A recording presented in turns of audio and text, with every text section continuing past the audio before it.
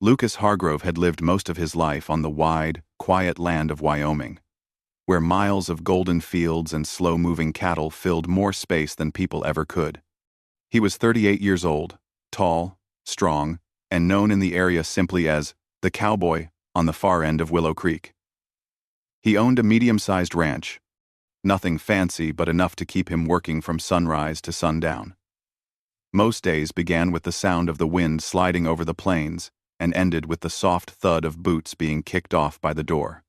He had grown used to the peaceful silence, so much that he sometimes forgot how long he had lived with it. Christmas Eve, for Lucas, was usually no different from any other winter evening. The ranch stayed quiet. The sky turned a deep blue before completely darkening, and the cold air carried the scent of pine and frost. Neighbors were far away and busy with their own families. Friends from town often invited him to gatherings, but Lucas rarely accepted. He wasn't unfriendly, he just preferred the comfort of familiar routines, familiar land, and familiar noise that came from animals instead of people. But the truth was simpler and softer than that. He didn't like walking into a room where he felt like the only one who didn't belong. Families laughed, couples shared stories, kids ran around with bright faces and new holiday sweaters. Lucas would step inside, put his hands in his pockets, and feel like a tall, quiet shadow standing too close to the wall. It wasn't that people left him out, he just didn't know how to feel included. So over the years, he learned how to enjoy his own company, or at least pretend it didn't bother him. This Christmas Eve, however, something in his life had changed. Not dramatically, not loudly, but quietly through a simple community project his friend had signed him up for without asking. His friend, Mary Ann, ran the small general store in town and believed that no one should spend holidays completely alone.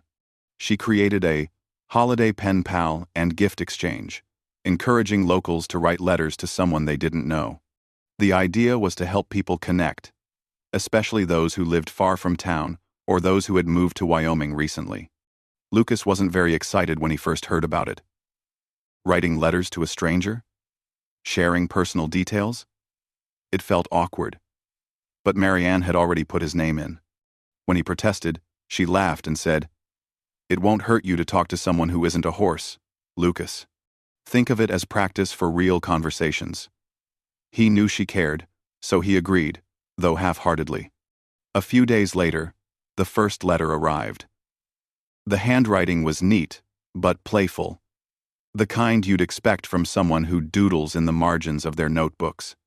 The writer signed their name only as E.B.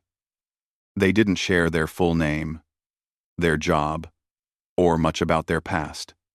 Instead, they wrote about small things, how winter sunsets made the world glow like a fading ember, how standing in line at the grocery store made them feel too tall, and how the holidays always brought both comfort and sadness. The letter didn't feel like a stranger reaching out. It felt like someone opening a window. Lucas replied with a short message, thinking it would end there. But another letter came, and then another, and soon, writing back became part of his routine. Every time he sat at his old wooden desk, he felt something warm move in his chest. It wasn't excitement, exactly. It was more like relief, like finally talking to someone who listened carefully and understood without needing long explanations. E.B. had a way of describing the world that made everyday moments feel important. She made jokes about being too tall for small kitchens, and how people always asked her if she played basketball. She wrote about a bakery she loved visiting, where she could smell fresh bread the moment she stepped onto the sidewalk. She mentioned she was new to the area and still learning the rhythm of life in Wyoming, which she described as beautiful and wide, like it has room for every kind of story. Lucas often found himself smiling while reading her letters. He liked how she wrote with honesty, but also with gentle humor. She never complained too much, or painted herself as perfect. Instead, she shared small truths, the kind that made her feel real. He also enjoyed writing back to her, though it took him longer to find the right words. He told her about the ranch, the long trails he rode on, the way winter wind sometimes carried the sound of coyotes at night. He wrote about his horse, Buck, who behaved as if he were smarter than every human alive. He wrote about the old barn cat that followed him during chores. B.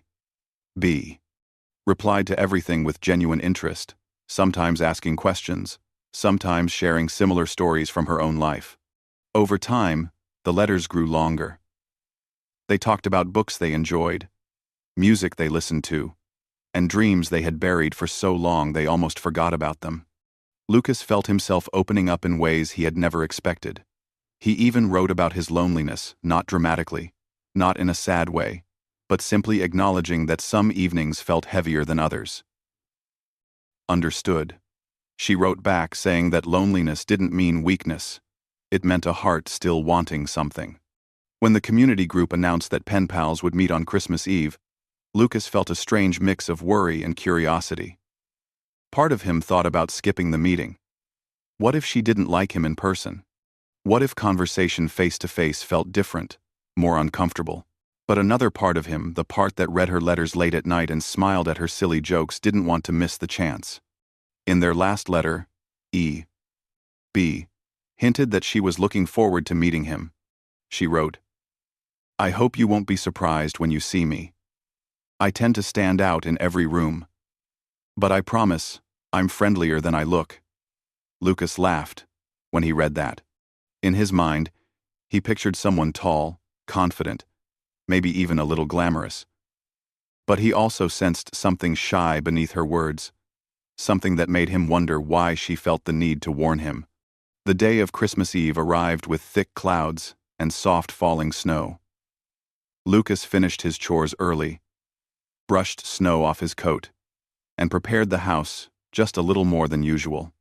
He cleaned the old coffee table, straightened the throw blanket on the couch, and even lit a pine-scented candle Marianne had given him last year, a gift he had never used until now. As evening approached, he started feeling nervous. He kept glancing at the clock, listening for the sound of a car in the driveway. Buck, the horse, seemed to notice his restless energy and nudged him gently through the stable door, as if telling him to relax. "If she doesn't show, that's fine," Lucas said aloud, though he wasn't sure he meant it. People get busy. But deep down, he hoped she would come. He wanted to put a face to the warm letters that had filled his winter with more comfort than he expected.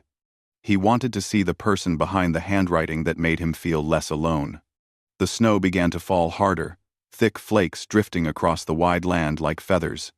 The sky darkened, and the glow from his porch light made the falling snow look almost magical, like the world was holding its breath for something gentle and good. Then, finally, he heard it, a distant engine slowing down, tires crunching lightly over the snowy path. Lucas turned toward the sound, his heart beginning to beat faster. A pickup truck rolled into the driveway, its headlights cutting through the falling snow. The engine shut off, and the driver's door opened. Lucas stepped toward the porch, wiping his hands on his jeans without realizing it. And the quiet winter evening suddenly felt filled with possibility. He didn't know what to expect, but he knew one thing for certain. This Christmas Eve would not be like all the others. The truck door opened slowly, as if the person inside needed a moment to gather courage. Lucas stood on the porch, his breath forming soft clouds in the cold air, his hands slightly tense, but ready to offer a friendly wave. He expected someone of average height stepping out. Maybe a woman bundled in a winter coat. Maybe shy, or maybe excited. But what he saw made him blink in surprise. A tall figure stepped out of the truck, much taller than he imagined. Not just tall in the normal sense, but tall in a way that made her presence immediately noticeable, even from a distance. She wore a long white coat that almost brushed the tops of her boots, and the hood was lined with thick fur around her face. Snowflakes fell gently onto her shoulders, catching the light from the porch and making her seem like she had stepped out of a winter storybook. For a moment, Lucas forgot how to speak. He had imagined B being tall because she often joked about it in her letters, but he hadn't imagined this kind of height. She carried herself with grace. Yet he could see a hint of hesitation in her steps, as if she was preparing herself for a reaction she had received many times before. She closed the truck door softly, then looked toward the porch. Their eyes met, and Lucas felt something warm settle in his chest. Her face was partly hidden by the hood, but her eyes were bright and gentle, full of kindness and a touch of nervous hope. He finally found his voice. You must be B, he said, trying not to sound too surprised. She nodded, her smile soft and polite. I am, she answered. Her voice was warm, steady, and slightly shy. And you're Lucas. He stepped down from the porch, crunching lightly in the snow. As he approached, he felt the height difference in a new way. She was taller than him by a noticeable amount, something he had never experienced before. But instead of feeling uneasy, he felt curiosity and admiration. She did not look uncomfortable with her height. She simply seemed aware that others might be. I'm glad you came, Lucas said, offering a friendly smile. I almost didn't, she admitted with a quiet laugh, brushing snow from her sleeve. I sat in the truck for a moment, wondering if I should just turn around and pretend the roads were too icy. You would have missed my famous hot cocoa, he joked. She laughed again, and the sound eased the tension in the air. It was a gentle laugh, full of warmth and sincerity, exactly the way he imagined when reading her letters. As she walked closer, Lucas noticed the tiny snowflakes that clung to her coat, sparkling like stars. She moved carefully, as if trying to make her height less noticeable, but it only made her seem more graceful. When she reached him, she pushed back her hood, revealing her face fully. She was striking strong features softened by an expressive smile, eyes deep with emotions she didn't often show. Hi, she said again, more quietly this time. Hi, Lucas replied, a little breathless. He hadn't expected to be nervous, but now he felt strangely aware of everything. His posture, his breathing, even the cold on his face. She looked at him with curiosity, perhaps wondering what he thought of her appearance.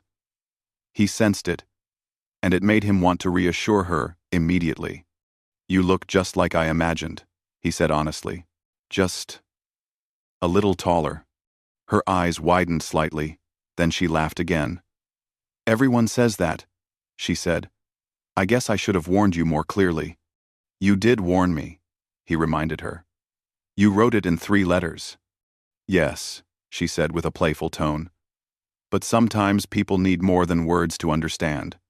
He could sense there was a deeper meaning behind her joke.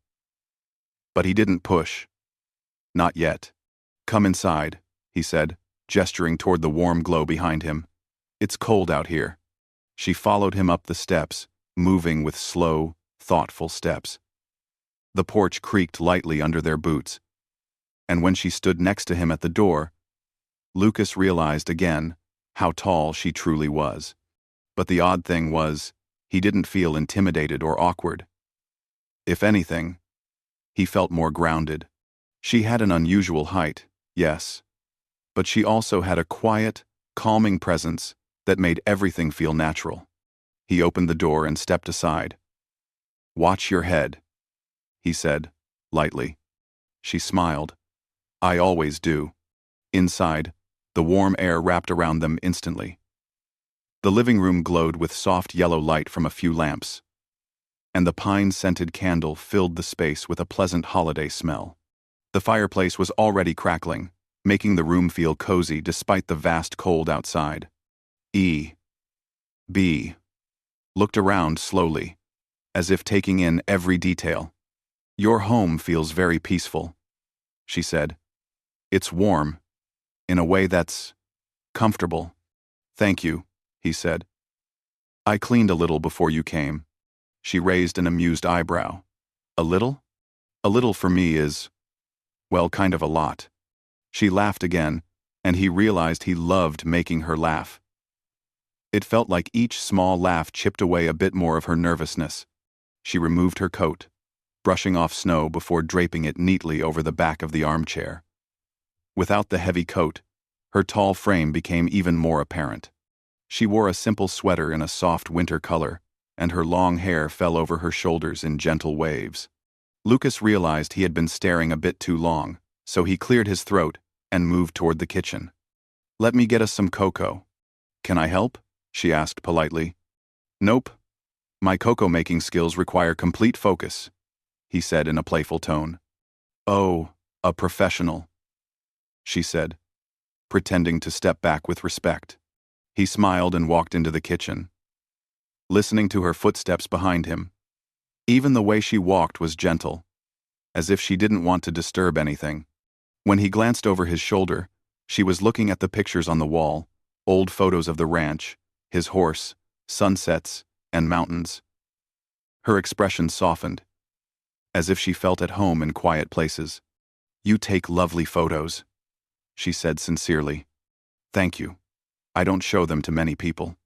"Well, thank you for showing them to me." Her thanks came with a softness that made him feel warm inside. He poured cocoa into 2 mugs and brought them into the living room. She accepted hers carefully, holding it as if it were something delicate. They sat down Lucas on the couch, E.B. on the armchair with her long legs stretched out slightly. The fire crackled gently, filling the room with a comforting sound. For a moment, they simply sipped their cocoa in peaceful silence. "This feels nice," she said quietly. "It does," Lucas agreed. "Meeting a pen pal in real life is always a little scary," she admitted, staring at the steam rising from her mug. "Sometimes people imagine you one way, and when they see you, the picture changes, and not always in a good way." Lucas studied her face carefully. Her expression wasn't sad, just thoughtful. He sensed that she had experienced her share of uncomfortable moments because of her height. He remembered the places in her letters where she hinted at feeling out of place, or at people making comments without thinking how they sounded. "You don't have to worry," he said honestly. She looked at him, then really looked. Her eyes softened, and her lips lifted in a genuine smile. "Thank you," she whispered. "That means more than you think." She relaxed into the armchair, her shoulders loosening for the first time since she arrived. They talked about the snow, the quietness of the ranch, the letters they enjoyed most. She told him about the bakery she loved in town, describing it in such warm detail that Lucas felt like he could smell the bread from where he sat. Lucas shared stories about his animals, which made her laugh, especially when he told her about Buck, who had a habit of nudging him whenever he wasn't paying attention. "Animals always know," she said with gentle wisdom. "They sense things we miss." As the evening went on, he realized that talking to her felt just like writing to her, natural, comfortable, sincere. There were no awkward pauses, no forced topics. Everything flowed like they had been friends for years. At one point, she stood up to warm her hands near the fire. The tall flames flickered against her silhouette, making her seem even more graceful and striking. Lucas watched. Not because of her height, but because of the peacefulness she brought into the room. When she turned back toward him, he caught her watching him too, and for a moment, neither of them looked away. It wasn't romantic. It wasn't dramatic. It was simply 2 people seeing each other clearly, quietly, honestly. Outside, the snow continued to fall in thick, dreamy flakes, coating the world in calm white. Inside, Lucas realized that this Christmas Eve was already becoming one of the most memorable nights of his life. And he had a feeling it was only the beginning. The fire warmed the room, and soft shadows danced along the walls, making everything feel peaceful. Lucas watched E. Standing near the fireplace, her hands stretched toward the gentle heat. Her expression looked thoughtful, almost distant, as if she was preparing herself for something. He sensed there was more she hadn't shared yet, something important, something she kept hidden between the lines of her letters. He stood up slowly, not wanting to startle her. She looked over her shoulder at him, her eyes bright with the reflection of the firelight. There was something vulnerable in them, something that made him pause. "You okay?" he asked softly. "Just thinking," she said, offering a small smile. He took a few steps closer. She was still taller than him even without her boots, and when she turned fully toward him, he noticed the light brushing over her features more clearly. He hadn't expected what came next, not entirely. She reached up slowly and pushed her hair away from one side of her face, revealing a faint pattern along her jawline and neck. The marks were soft and faded, but visible under the warm glow. They weren't frightening, they weren't harsh, they were simply a part of her like faint memories written on the skin. Lucas blinked, surprised not by the marks themselves but by the expression on her face. She looked unsure, almost holding her breath, as if waiting for a reaction she feared. "When I said in my letters that I stand out, I meant more than height," she said quietly. "Most people don't know how to pretend these aren't here. I thought you should see me clearly." It took a full second for Lucas to process her honesty. The room felt still, like even the fire had quieted to listen. He stepped closer, gentle and calm. "B," he said softly. "You don't have to explain anything. You don't want to." She shook her head lightly. "I do. Because meeting someone in person is different. And I didn't want the moment to surprise you the way it surprises other people." She kept her eyes fixed on him, her voice steady but soft. "People see the height first. Then they see the marks, and sometimes they decide I'm too different."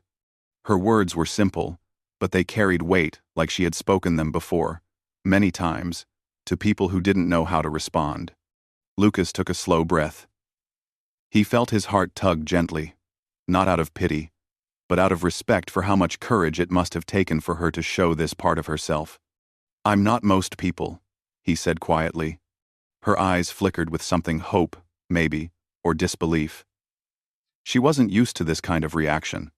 She took a tiny step back, probably preparing to give him space. But he moved forward instead, closing the distance gently. "You told me about your scars in your letters," he reminded her. "You didn't describe them, but you trusted me enough to mention them. That means something." She looked down at her hands, fidgeting slightly. "It's easier to write than to show," she admitted. "I can imagine," he replied. A silence settled between them, not heavy, but thoughtful.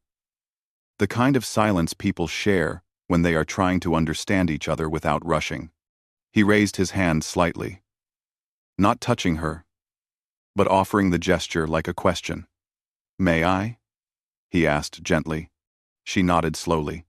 He stepped closer until the warm firelight cast a soft glow across her features. He didn't touch her scars. He didn't need to. He simply looked, really looked, but not with judgment or discomfort. His eyes reflected curiosity, calmness, and quiet acceptance. When he finally spoke, his voice wavered very lightly, not from fear, but emotion. "There's nothing here that changes anything," he said. "You're still the person who wrote me all those beautiful letters." Her eyes lifted, meeting his. She looked surprised, almost relieved, as if she had carried a heavy breath for years and could finally release it. "You're not bothered?" she asked softly. "Not at all," he replied without hesitation. "I'm glad you trusted me enough to show me. That matters more than anything." A soft breath escaped her lips, something between a sigh and a quiet laugh, the kind that happens when a heart slowly unclenches. She relaxed her shoulders, and for a moment, she looked lighter, like a weight she had carried alone had finally been shared. She brushed her fingers gently along her jaw, tracing the faint outline. "These remind me of a time I didn't know myself well," she said softly. "A time when I tried to shrink who I was so people would feel comfortable around me." Lucas listened carefully. He sensed this wasn't just about the scars. It was about the years behind them, the stories she hadn't told yet. "I used to be engaged," she continued quietly, as if speaking into the warmth of the fire. Someone I cared about. Until he said I looked wrong next to him. Too tall. Too different. Too noticeable. She paused, her voice steady but tinged with an old sadness. I tried to make myself smaller for him. I bent more than I should have. And I forgot that being myself wasn't something to hide. Lucas felt a gentle ache for her, not sadness, but a deep respect for her strength. He didn't interrupt. He wanted her to share as much as she needed, in her own time. Leaving that relationship was the right choice, she said with a slow breath. But after that, I struggled to meet new people. I always wondered how they would react when they saw me clearly. I didn't want to see disappointment again. 22. Lucas shook his head softly, stepping even closer. She looked at him with wide, sincere eyes. You really think so? I know so, he said. She smiled, then really smiled, the kind that reached her eyes and softened her whole face. It was beautiful, not because of perfection, but because of honesty. Thank you, she whispered. He wanted to say more, something comforting and steady, but words felt small compared to the moment. Instead, he simply stood there with her, letting the warmth of the room fill the quiet space between them. The fire crackled, the snow outside softened the world, and something delicate and real settled between them. Trust. Maybe. Or the beginning of something unexpected. B. Stepped back just enough to settle onto the armchair again. Her posture more relaxed now. Lucas sat opposite her, but closer than before. They talked in gentle tones, like people who had just crossed a bridge together. She told him small stories from her childhood, how she was always the tallest in school, how she loved climbing trees because no one else could climb as fast. She shared how she learned to sew as a teenager, making clothes that fit her frame because store-bought ones rarely did. She talked about books that made her feel understood, and about the bakery she visited because it reminded her of her grandmother. Lucas listened with genuine interest, asking thoughtful questions, laughing at her lighter stories, and offering quiet support when she spoke about harder moments. For the first time in a long time, she didn't feel like she had to protect herself from being seen. At one point, Lucas leaned back and said softly, I'm glad you're here tonight. 2000. She looked at him with warm eyes. I'm glad too. The clock ticked softly in the background, marking the passing of time. Yet neither of them felt in a hurry. The world outside the windows was covered in peaceful white, and the ranch house felt like a safe place, full of quiet kindness. They talked until their cocoa turned lukewarm, until the fire settled into glowing embers, until the silence between them felt comfortable and familiar. And when she finally stood to warm her hands again by the fire, Lucas joined her, standing beside her in a calm, natural way. She wasn't hiding anymore, and he wasn't looking away. Their hearts rested in the soft quiet of the Christmas Eve night. The fire had softened into a cozy glow, filling the room with gentle warmth that made the whole house feel like a quiet shelter from the winter world outside. Lucas and B stood side by side for a while, not saying anything, simply feeling the comfort of each other's presence. It was strange to think that only hours ago, they had been nothing more than pen pals separated by distance and letters. Now, they were sharing the same firelight, the same room, the same peaceful silence. B slowly sat back down on the armchair. Lucas followed and took his seat on the couch again, this time leaning slightly forward, as if he didn't want the space between them to feel too wide. He noticed that she no longer held herself with that careful tension she carried earlier. Her shoulders were relaxed, her posture calm. She looked comfortable, maybe even safe. Outside, the wind shifted softly, carrying the quiet sound of snow brushing against the window. The world felt wrapped in a soft blanket, as if everything was meant to slow down and breathe more gently. Do you ever get lonely here? She asked quietly, her eyes drifting toward the window and then back to him. Lucas thought about it for a moment. Sometimes, he admitted, the ranch is beautiful, but it's also quiet. There are days when the silence feels good, and then there are days when it feels a little too heavy. She nodded in understanding. I know that feeling. You do? He asked. A lot more than people think, she said softly. When you're different in ways people notice first. Sometimes they forget to look deeper. It makes it hard to know where you belong. Thanks for watching. And to scream. End quote. End quote. Lucas listened closely, his heart warming at her openness. Well, he said gently, you belong here tonight. Her face softened with a small smile. She looked down, brushing her fingers over the rim of her mug. I'm glad I came, she said. All day, I felt unsure. I kept thinking, maybe I should stay home. Maybe you'd meet me and feel awkward. Maybe I'd feel awkward. And? He asked with a smile. And none of that happened, she said, matching his smile. Being here feels easy. It does, he agreed quietly. Easier than I expected.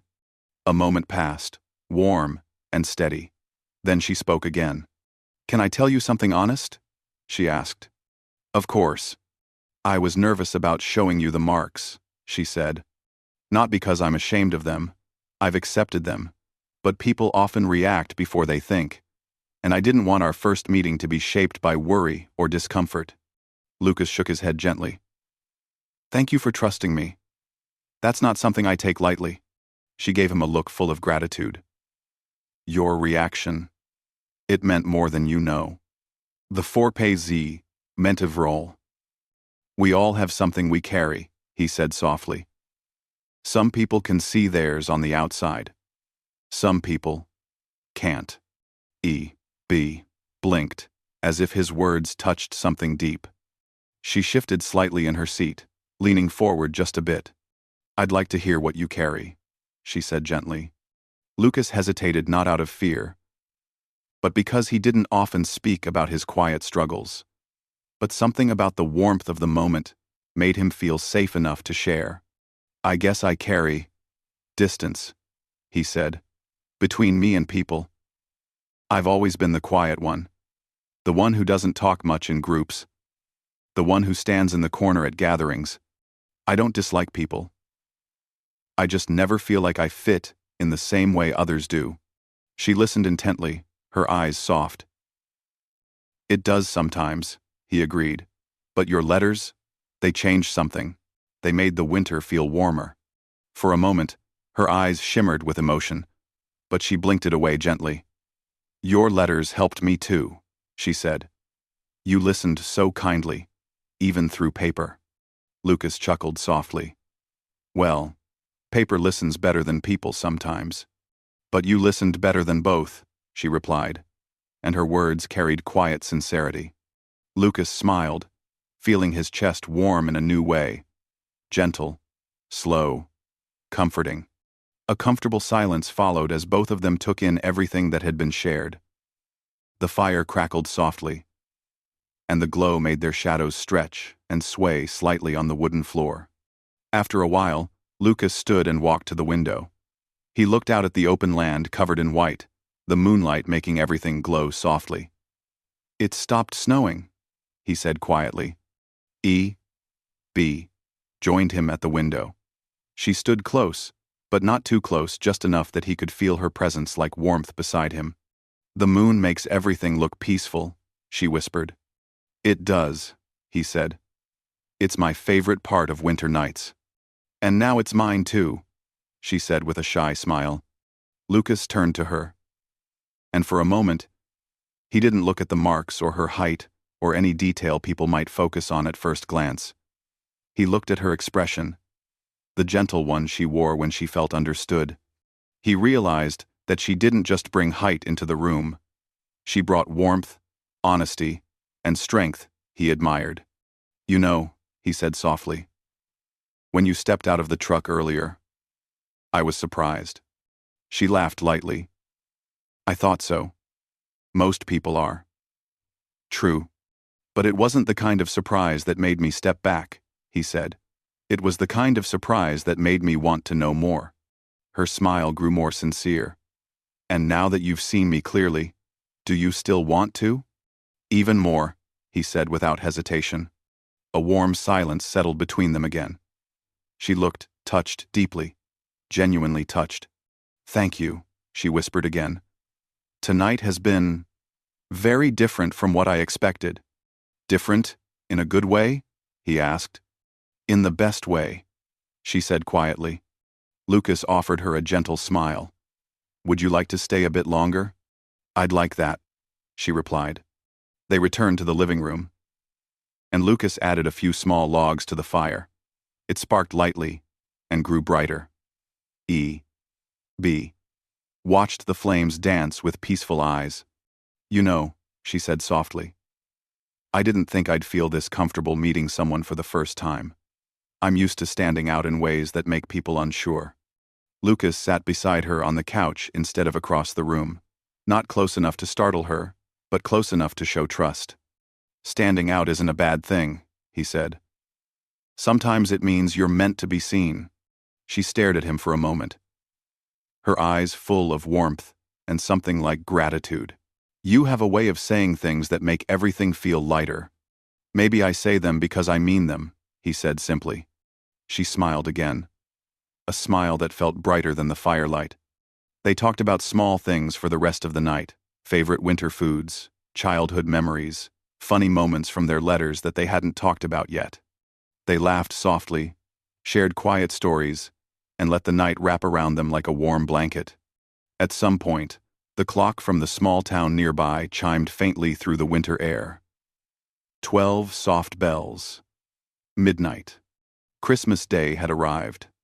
B looked toward the sound, then back at Lucas. It's Christmas, she said gently. It is, he replied, his voice soft. She took a slow breath, then spoke with the kind of honesty that comes only when someone feels truly safe. I'm really glad I didn't turn around and drive home. I'm glad too, he said. The gentle smile on her face deepened, warm and full of quiet joy. She glanced at the tree Lucas had set up near the window. A simple tree with soft golden lights. This might be the best Christmas Eve I've had in a long time, she said softly. For me too, he agreed.